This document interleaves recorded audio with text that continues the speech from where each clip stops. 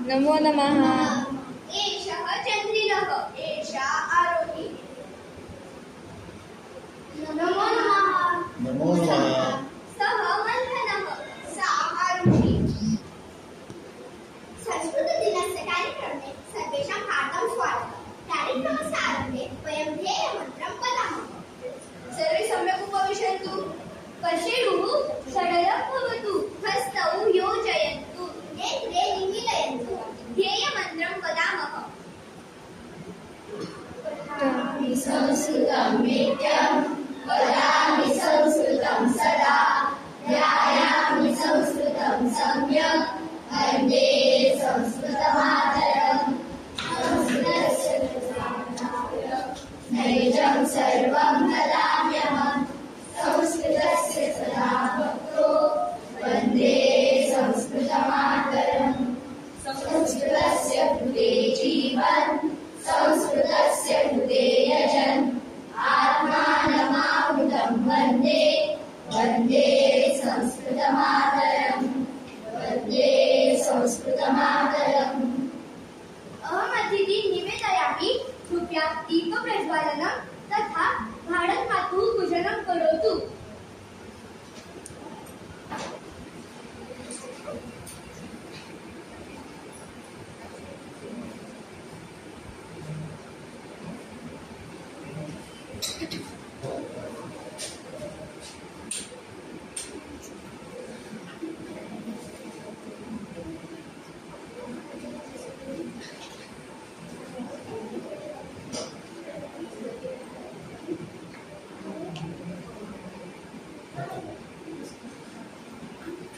दीपभूते शिवो ब्रह्मा, दीपगर्भे जनार्दन, दीपाग्रे शङ्कर प्रोक्तः, सन्द्रादीपः नमोऽस्तुते। रत्नाकरादौ सपदा, हिमालयगिरिविने, ब्रह्मराजर्षिरत्नाढ्यां, वन्दे भारतमातरम्।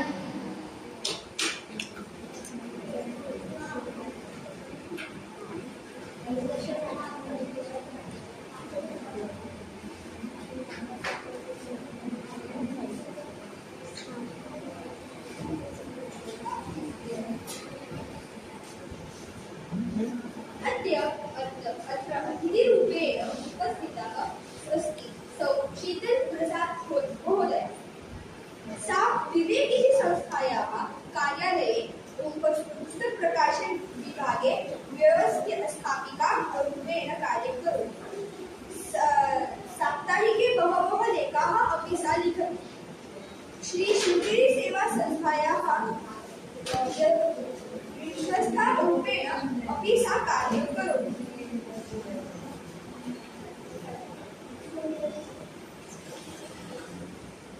भवत्याः स्वागतं महोदय।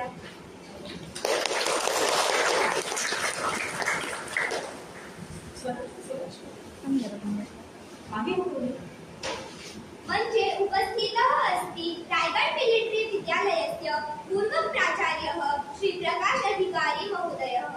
सः MA Sanskrit, MA Marathi, MA English, MA economics तथा डिप्लोमा इन तमिळ अपि अस्ति। बहवः तमिळ वाङ्मयस्य मराठी अनुवादः सः कृतवान्।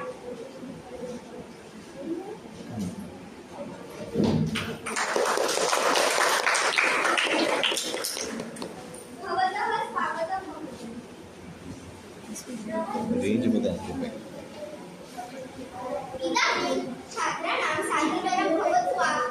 आम्, गणपतिस्तोत्रेण प्रारम्भं कुर्मः।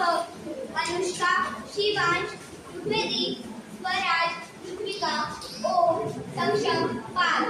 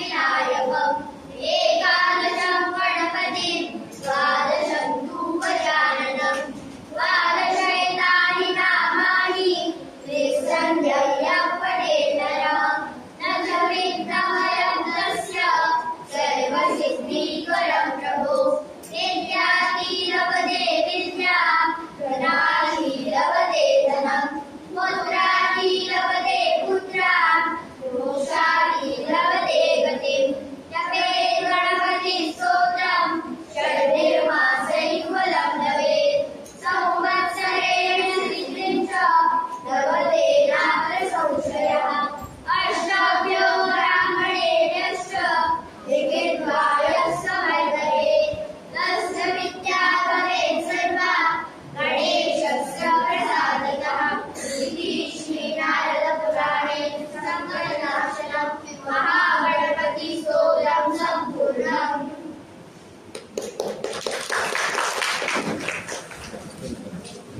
उत्तमं प्रारम्भः तु सम्यक् जातः। तर्हि इदानीं वयं नवग्रहस्तोत्रं गायामः वा?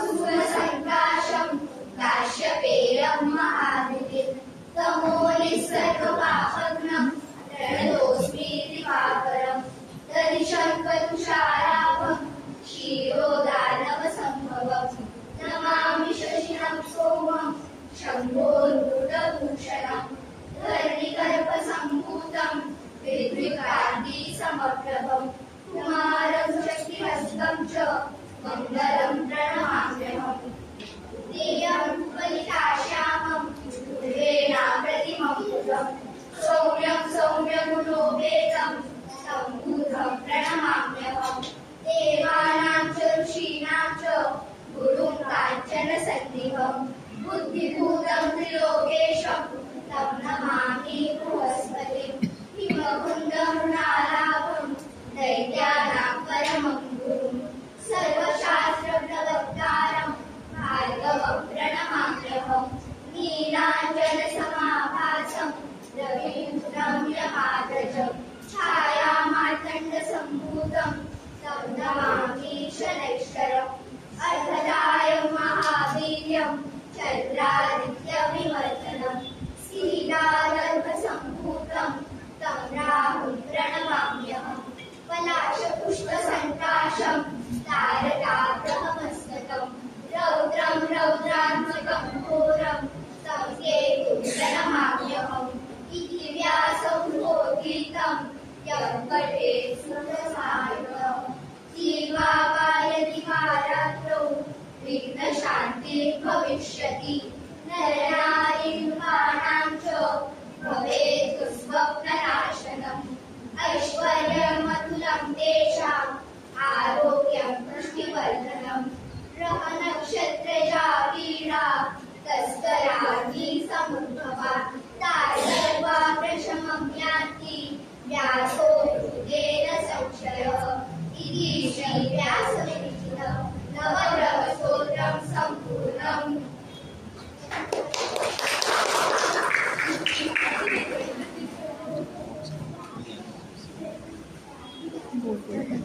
किती देववाणी करते सुभाषिताची अगदी पटली होती.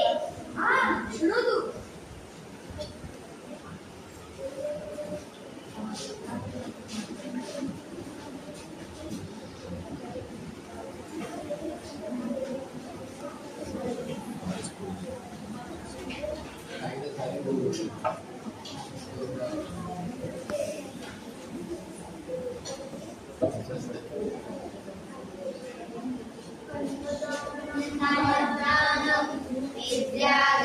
विद्यादानमतःपरम् अन्ये लक्षणिका वृत्तिः यावज्जीवं च विद्यया।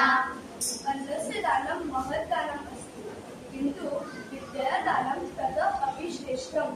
अन्नेन मनुष्यस्य क्षणिका तृप्तिः भवति, किन्तु विद्यादानं मनुष्यस्य आजीवनं कृतः भवति।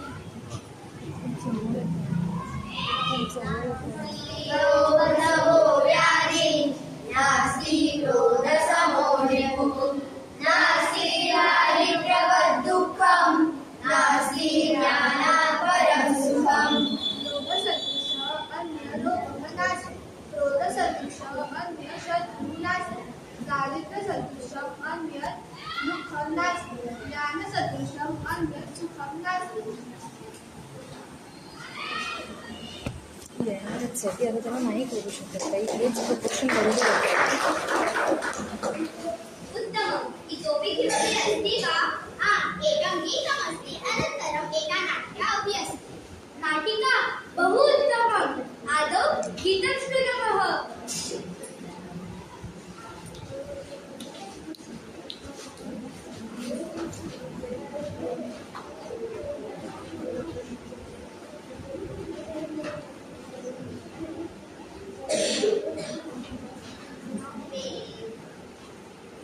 देवो वर्षति प्रवहति धीरम् देवो वर्षति प्रवहति धीरम् तुष्यति कृषकः गच्छति गोष्ठम् तुष्यति कृषकः गच्छति गोष्ठम्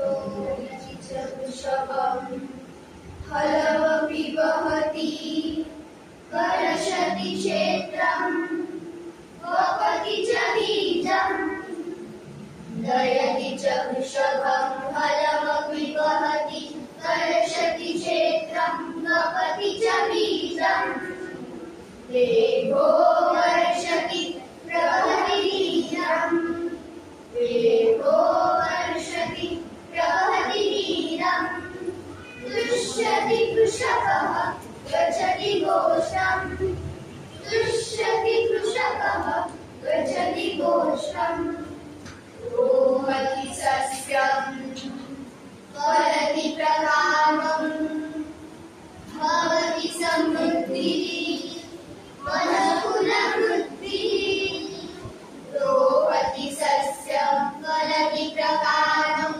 भवति समृद्धिः मनकुलवृद्धिः देवो वर्षति प्रवहति धीरम् देवो वर्षति प्रवहति धीरम् तुष्यति कृषकः गच्छति गोष्ठम् तुष्यति कृषकः गच्छति गोष्ठम् तुष्यति कृषकः गच्छति गोष्ठम्।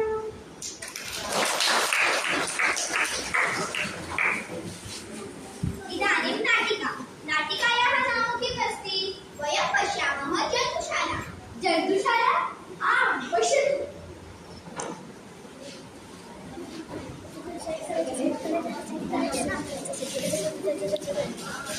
एषा जन्तुशाला अस्ति। जन्तुशाला नाम किम्? जन्तुशाला नाम प्राणिसङ्ग्रहालयः। किम् अत्र अनेके प्राणिनः सन्ति? आम्, अत्र अनेके प्राणिनः सन्ति। ते किं कुर्वन्ति? पश्य तत्र सिंहः गर्जति, अश्वः चालयति, गजः चलति, मृगः शीघ्रं धावति। एते के सन्ति? एते खगाः सन्ति। खगाः किं कुर्वन्ति? एषः मयूरः नृत्यति, शुकः खादति, बालिका गायति। तत्र किमस्ति? तत्र सरोवरः अस्ति। एते के चलन्ति? एते जलजीवाः चलन्ति। अत्र मकरः, मण्डूकः, कच्छपः, मीनः च अनेके जीवाः सन्ति। मण्डूकः तु एम्फिबियन् अस्ति खलु? आम्, किन्तु एम्फिबियन् कृते कः शब्दः? अहं न जानामि। चलतु देवपान् प्रति गच्छामः। योग्यं, तत्र शिक्षिकायै पृच्छामः। आम्, आम्, चलतु, चलतु।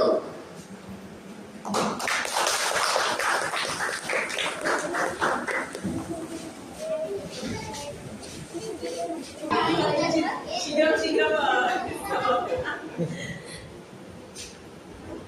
प्राणिनः जानन्ति खलु सर्वे? ॲम्फिबियन कृते संस्कृते सलील स्थल चरः इति शब्दः योग्य अस्तु श्रावण मासस्य पौर्णिमा श्रावण मासस्य पौर्णिमा संस्कृत दिनमस्ति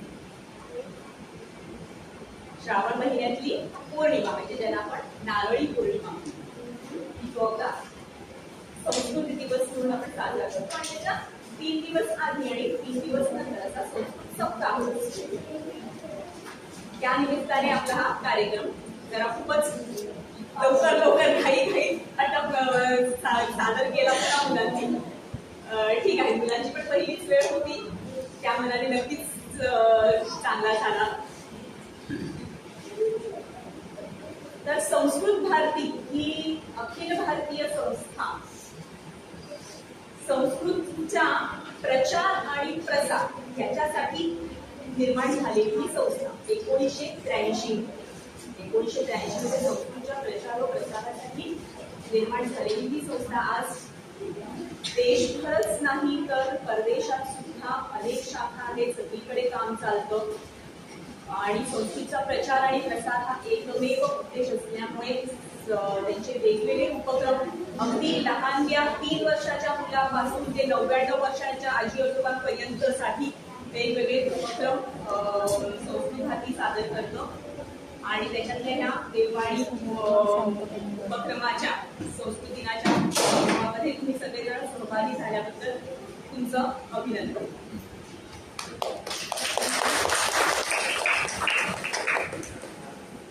आता तुम्ही म्हणाल काय काय अजून होऊ शकतं संस्कृत भारतीमधनं, तर मागच्या कार्यक्रमामध्ये आम्ही थोडीशी राहिली होती माहिती की करते. बऱ्याच जणांनी मला नंतर येऊन विचारलं की काय काय असतात कार्यक्रम आपले संस्कृत भारती, काय काय करतो, म्हणजे संस्कृतचा प्रचार आणि प्रसार करायचा तर म्हणजे काय आणि कसा होतो हा.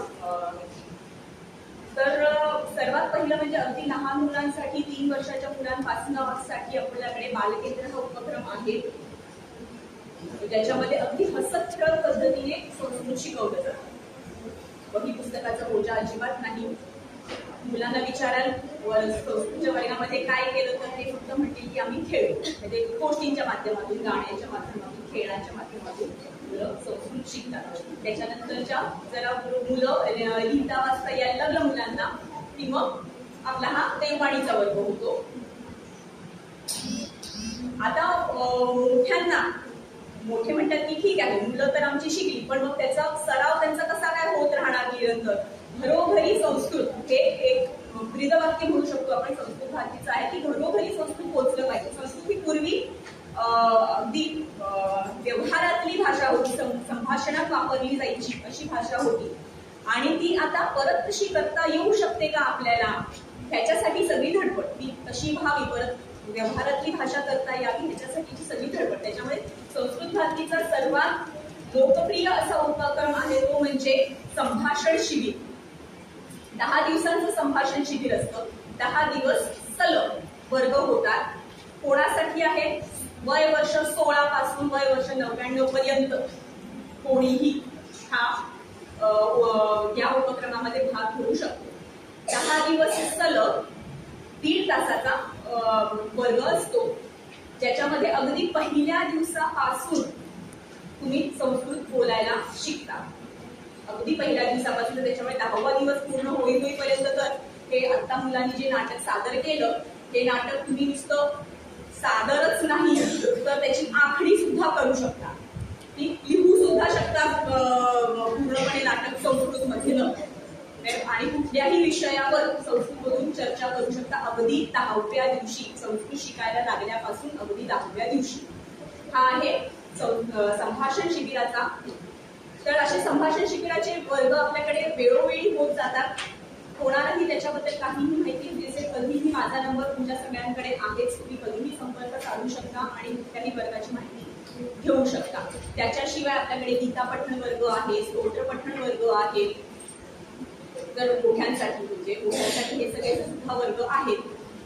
बाकीचे सगळे वर्ग फक्त आपल्याला वयोमर्यादा कुठे येते, हे बालकेंद्र जे आपण म्हणतो की 3 वर्षापासून साधारण 7वी पर्यंतची मुलं बालकेंद्रामध्ये येतात आणि लिहिता वाचता यायला लागलं म्हणजे साधारण 3री मुलं गेली 3री 4थीमध्ये की आपण देववाणी वर्गाला त्यांना जोडून घेतो. म्हणजे मग त्यांना लिहिता पण येतं वाचता पण येतो. आणि बरं याचा उपयोग संस्कृत आता मला शाळेत नाही संस्कृत शिकून करायचं आहे तर माणी शुद्ध होते हा एक मुख्य हे आहे संस्कृत शिकण्यामागचा. आणि त्याच्यातून जे उच्चारण आहे हे शिकतो त्याच्यात त्यांना इतर ज्या आपल्या भारतीय भाषा आहेत हिंदी मराठी ह्याच्यामध्ये सुद्धा त्याचा उपयोग मुलांना दिसतो. म्हणजे हा फरक बघण्यात आलेला आहे की फक्त संस्कृत शिकल्यामुळे हिंदी आणि मराठीला सुद्धा चांगले मार्क आले कारण शुद्ध लेखनाच्या चुका आपोआप सगळ्या निघून गेल्या. आणि मुलं फक्त ह्याच्यापुरतीच शिकतात असं नाहीये त्यांच्यावर नकळच संस्कृतच्या माध्यमातून नकळच हे की आता जशी तुम्ही स्तोत्र बघितली सुभाषित बघितले ह्यांच्यामधून नकळत जे त्यांच्यावर संस्कार होत जातात ते मुलांना पुढे त्यांच्या आयुष्यामध्ये खूप उपयुक्त ठरतात. त्याच्यामुळे तो एक महत्वाचा मुद्दा येतो की तुम्हाला वेगळं काही त्यांच्यावर संस्कार घडवावे लागत नाही. सुभाषितांच्या माध्यमातून मुलं आपसोबत घडत जातात. पण मग हे त्यांच्या बरोबर राहिलं पाहिजे ना आयुष्यभर. आता फक्त शाळेमध्ये आहे 10वी पर्यंत आहे तोपर्यंत शिकली नंतर मग सोडून दिलं राहणार कसं पुढे. तर राहणार कसं मग पालकांनी सुद्धा त्यांच्या बरोबर शिकलं तर ते पुढे राहू शकतं. त्या हिशोबाने आपण इथे दर मंगळवारी 6:30 ते 7:30 पालकांसाठी सुद्धा वर्ग सुरू केलेला आहे. बाजूच्या वर्गामध्ये इथे ते सुद्धा होतं. श्लोक पठण वर्ग सुरू करूया असं आपल्या मागच्या कार्यक्रमात ठरलं होतं त्याप्रमाणे सुरू केलं तिकडे आणि होतोय तो वर्ग नियमित दर मंगळवारी 6:30 ते 7:30 होतो. त्या वर्गामधून आलेली प्रतिक्रिया अशी की पालकांनी सांगितलं की आम्हाला देखील आमची मुलं इथे देववाणीच्या वर्गामध्ये जे काही शिकतायत तेच आम्हाला सुद्धा तिथे शिकवा म्हणजे आम्ही घरी त्यांच्याशी चर्चा करू शकू बोलू शकू आणि अभ्यास त्यांचा होत राहील घरी सुद्धा होत राहील. ही आमच्यासाठी इतकी उत्साहवर्धक गोष्ट आहे की पालक समोरून येऊन सांगतायत की आम्हाला घरी त्यांच्याशी संस्कृतमधून संवाद साधायचा आहे. ते जे शिकतायत त्याच्यात आम्हालाही भाग घ्यायचा आहे त्याच्यामुळे आम्हाला तोच अभ्यासक्रम शिकवा. ही खूपच उत्साहवर्धक गोष्ट आहे आमच्यासाठी. खूप बरं वाटलं ते तो प्रतिसाद ऐकून. त्याप्रमाणे आपण पुढच्या मंगळवारपासून तसाच हे तिथे सुरू करणार आहोत की मुलं इकडे जे शिकतात देववाणीच्या वर्गामध्ये तेच आपण पालकांना तिकडे अर्थात त्याच्यापेक्षा जरा जास्ती कारण की पालक आहेत तर तेवढं काही पुरेसं नसणार आहे त्याच्यापेक्षा जास्ती पण नक्कीच मिळणार आहे. पण त्या पुस्तकात सुद्धा मुलं जी नवीन नवीन शब्द इथे शिकतात आता इथे इतके सारे आपण प्राणी इकडे मांडले. हा शुक म्हणजे काय सारिका म्हणजे काय मंडूक म्हणजे काय तर हे सगळं मुलं जेव्हा बोलायला लागतात पालकांना पण हे सगळे शब्द माहिती असले तर त्याचा उपयोग जास्ती होऊ शकेल. मी आता जास्ती वेळ घेत नाही. अतिथींना करीन की जरा 4 शब्द बोलावे जरा सगळ्यांचंच मार्गदर्शन करावं. ते पण बोलतील.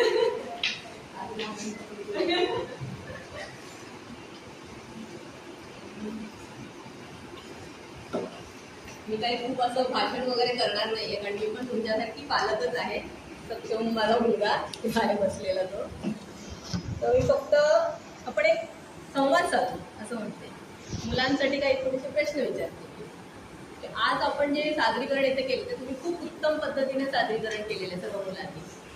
तर आज इथे आपण जे सादरीकरण केलं ते आपण का केलं आज का म्हणून ते सादरीकरण केलं कोण सांगेल. नाटक केलं स्तोत्र बोललात ते कशासाठी बोललात आज.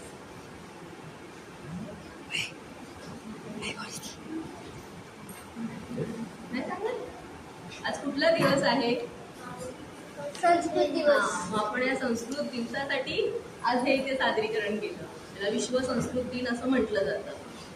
हे संस्कृत दिन का साजरा केला जातो.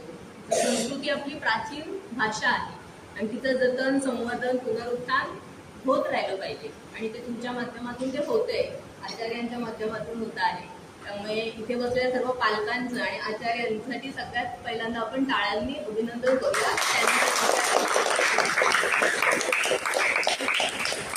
तुम्हाला सगळ्यांना गोष्ट ऐकायला आवडते का. एक छोटीशी गोष्ट सांगते. आचार्य विनोबा भावे कोणी कोणी ऐकले नाव माहितीये. माहिती इथे बाहेर तुम्ही पडलात तर त्यांचा फोटो सुद्धा आहे. इथे सगळे फोटो जे लागलेले आहेत शाळेमध्ये त्यात त्यांचा फोटो पण आहे. तुम्ही बघा आणि नेटवर सगळ्यांनी सर्च करा की आचार्य विनोबा भावेंनी काय केलेलं आहे. ते लहान असतानाची एक गोष्ट तुमच्याच वयाची होती. थोडे नंतर मोठ्या झाल्यानंतरची गोष्ट आहे ती. ते तुम्हाला एक सांगते मी की आचार्य विनोबा भावेंना लहान असताना त्यांची आई विनू म्हणायची. तुमची जशी आई तुम्हाला लाडाने म्हणत असेल तशी त्यांना पण विनू म्हणायची. तर हा विनू अभ्यासात खूप हुशार होता. संस्कृतचे श्लोक वगैरे त्याला पाठ होते कारण त्या काळात संस्कृत भाषा होती, चांगली प्रचलित होती, व्यवहारात होती. आणि त्यावेळी त्यांनी ती खूप अभ्यास केलेला त्याचा. त्याच्यानंतर 10वी पर्यंत अभ्यास वगैरे झाल्यानंतर 10वीला जेव्हा ते परीक्षा दिली आणि 11वीला कॉलेजमध्ये गेले तेव्हा कॉलेजमध्ये त्यांच्यासमोर एक प्रश्न उभा राहिला. तिथे आपल्याला एक भाषा निवडायची असते कुठली तरी. त्यात त्यांना 2 भाषा आलेल्या, फ्रेंच आणि संस्कृत. आता कुठली भाषा निवडायची हा प्रश्न त्यांच्यासमोर उभा राहिला. तर त्यांनी असं आपण घरी जाऊन चर्चा करतो तशी त्यांनी घरी गेले, आई वडिलांशी चर्चा केली आणि आई वडिलांना सांगितलं की मला फ्रेंच आणि संस्कृत या दोघांमध्ये एक भाषा निवडायची, तुम्ही कुठली निवडायची. तर त्यांच्या वडिलांनी सांगितलं की फ्रेंच भाषा निवड कारण की ती विज्ञानाची भाषा आहे आणि आपल्याला भविष्यात तुला त्याचा जास्त उपयोग होईल पुढे गेल्यावरती. पण त्यांची आई तिला संस्कृत भाषेचं खूप प्रेम होतं. ती खूप शिकली नव्हती पण तिला संस्कृत भाषा आवडायची.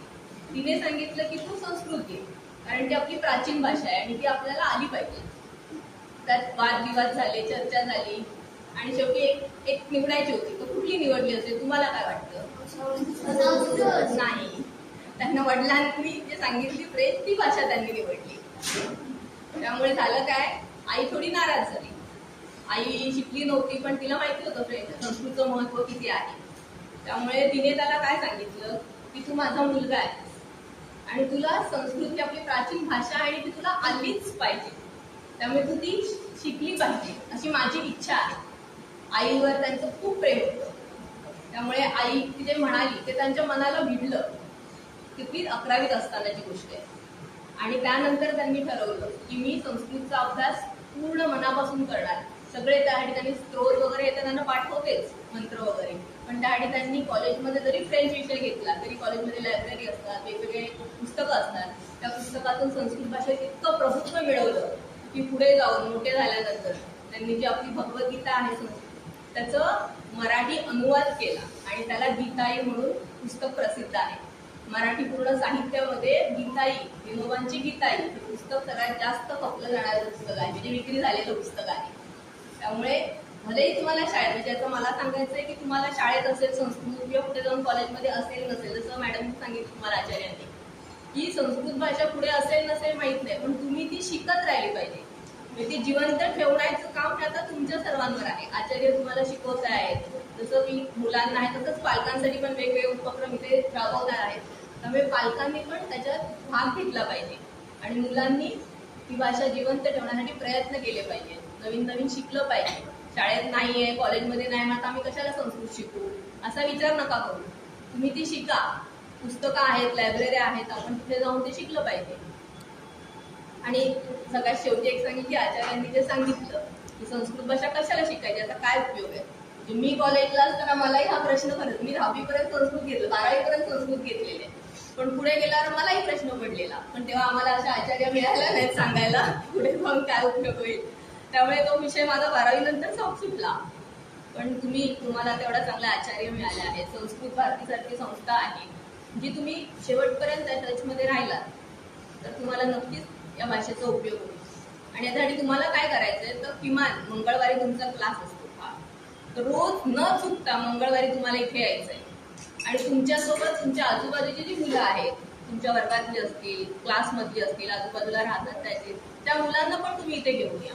त्यामुळे हळूहळू जसं आपण मौखिक प्रसिद्धी म्हणतो तसंच ही मौखिक प्रसिद्धी आहे. त्यामुळे संस्कृत भाषा जिवंत तुम्ही ठेवण्याचं काम करणार का? कारण की ते तुमच्या हातातच आहे आणि तसंच पालकांच्या पण हातात आहे.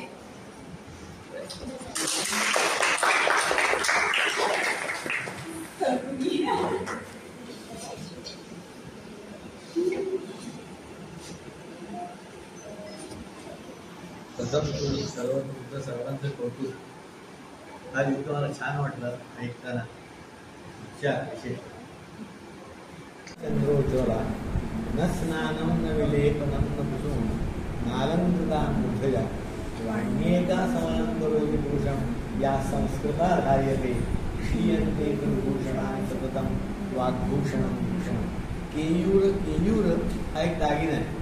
आपल्याला तुम्ही कदाचित सिनेमात पाहिला असेल, पेशव्यांच्या वेळेस दंडात असेल, जसं स्त्रियांच्या दंडामध्ये बाजूबंद असतो तसा तो आहे केयूर. केयूरान विभूषयन पुरुषम. केयूर घातले म्हणून पुरुष सुंदर दिसत नाही. केयूरान विभूषयन पुरुषम हारान चंद्रोज्ज्वला. हार मोठे मोठे चंद्रोज्ज्वल म्हणजे चंद्रासारखे लखलखणारे हार घालायचे लागते ते नाही. हारान चंद्रोज्ज्वला न स्नानम.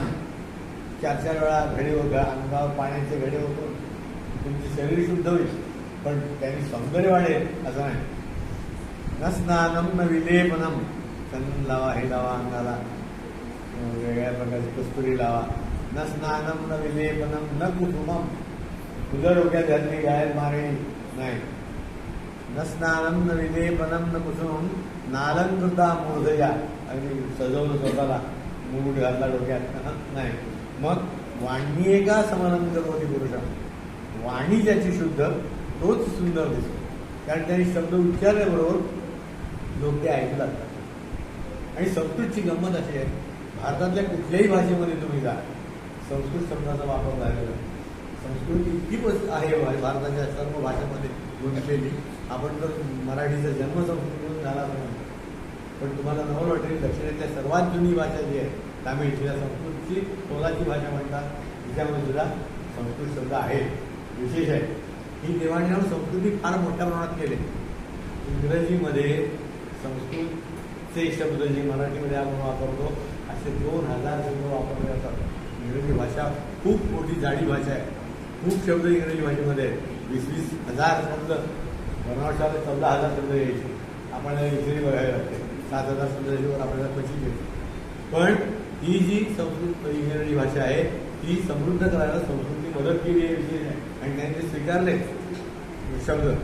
इतकी मोठी भाषा तुम्ही शिकता आहात त्याचं खरंच या दृष्टीनं तुम्हाला एक फार चांगली संधी मिळालेली आहे. आमच्या वेळेस संस्कृत घ्यायचं वर्गामध्ये म्हणजे ते वेगळे विद्यार्थी असायचे, म्हणजे त्यांचा वर्गच वेगळा असायचा. आणि मला तर आठवतंय आमचे शिक्षक जे संस्कृत शिकवायचे ना, त्यांच्या मुलांनीच संस्कृतचं पुस्तक वाढून टाकलं. म्हटलं ही भारी कटकट आहे. कोणते शब्द प्रत्येक भज्या पाठ करणार सांगा ना, त्याच्यानंतर तू कर अष्टाध्यायी पाठ कर, तुला हे आलं पाहिजे. शक्यच नव्हतं. लोक कंटाळायची मुलं, इतकं ते गोजड संस्कृत होतं. ज्यांनी चांगलं शिकवलं, ज्यांच्यामुळे आम्ही शिकलो असे शिक्षक होते नक्कीच, पण विरळा. आणि त्यामुळे फार थोडे लोक असल्यामुळे फार थोड्या लोकांना आलं. आणि मग ती हळूहळू काय त्याचं कारण वेगवेगळ्या प्रकारची कारणं आहेत. शिक्षणातून बाजूला जायचं आहे. शिक्षणातून बाजूला जायला लागल्यानंतर आपल्याला लगेच शब्दांमध्ये झालेला फरक, उच्चारामध्ये झालेला फरक, वागणुकीत झालेला फरक संबंध शाळांमध्ये दिसायला लागला. आज तेच आहे.